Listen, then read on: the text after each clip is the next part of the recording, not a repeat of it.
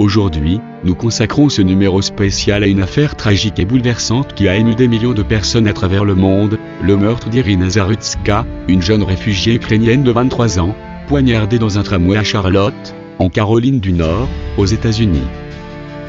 Le destin brisé d'une réfugiée, Irina a fui la guerre en Ukraine. Comme des millions de ses compatriotes, elle avait quitté son pays après l'invasion russe de février 2022. Son rêve était simple, reconstruire une vie paisible, reprendre des études, travailler, peut-être fonder une famille loin des bombes et du chaos. Ses proches la décrivent comme une jeune femme joyeuse, volontaire, pleine d'énergie et d'espérance.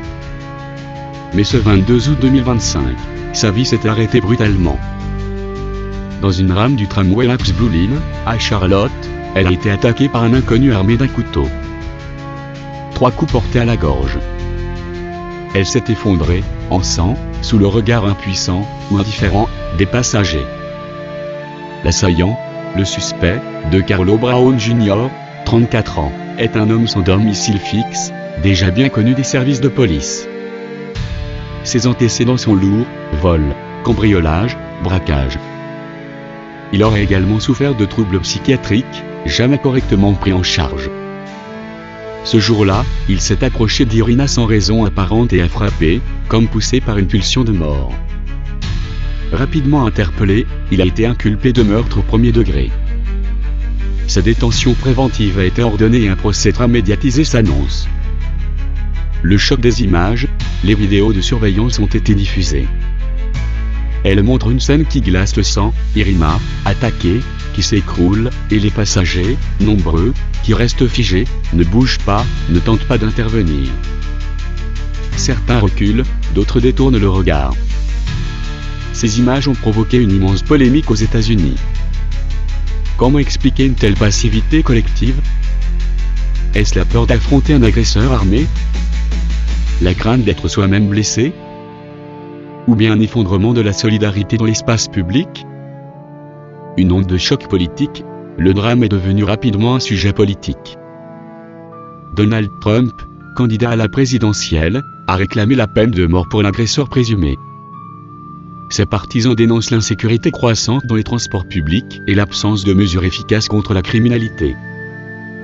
D'autres responsables politiques soulignent l'échec des politiques sociales, manque de soins psychiatriques, explosion du nombre de sans-abri dans les grandes villes américaines, absence de prévention. Le débat sur la sécurité et la justice est relancé avec une intensité rare. Le silence des médias, puis l'explosion sur les réseaux. Au départ, l'affaire a été peu relayée dans les grands médias américains. Mais sur les réseaux sociaux, les vidéos ont circulé à une vitesse fulgurante, créant un raz-de-marée d'indignation. Les critiques fusent. Pourquoi ce silence médiatique?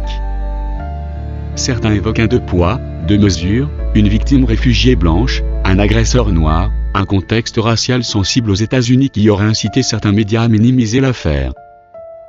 En Europe, et particulièrement en Ukraine, la couverture a été massive. Pour les Ukrainiens, ce meurtre est vécu comme une double injustice, survivre à la guerre, pour mourir assassiné dans un pays censé offrir refuge et protection. La voix des proches, l'oncle d'Irina a pris la parole. Sa déclaration est bouleversante, elle voulait simplement se reconstruire, loin des bombes. Elle cherchait une nouvelle vie.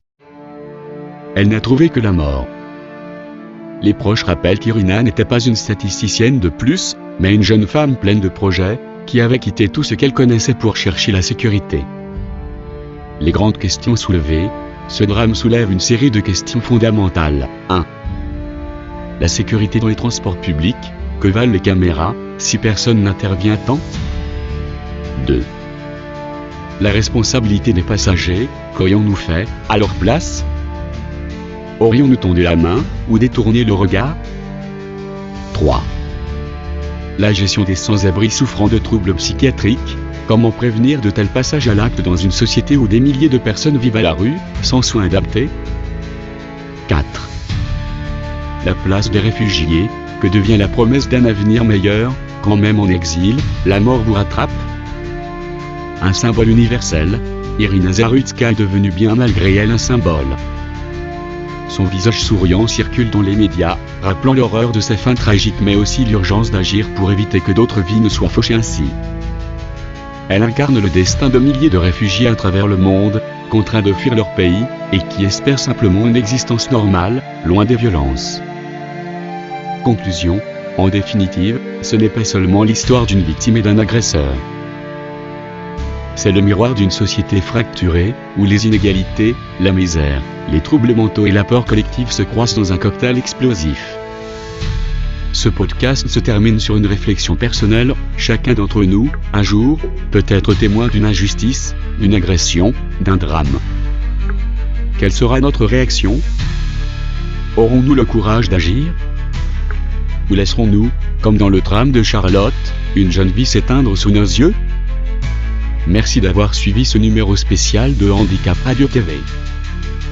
Pour continuer à recevoir nos podcasts et rester informé des grandes actualités, pensez à vous abonner, à liker, commenter et partager ce contenu. Votre soutien est essentiel pour que cette voix indépendante continue d'exister.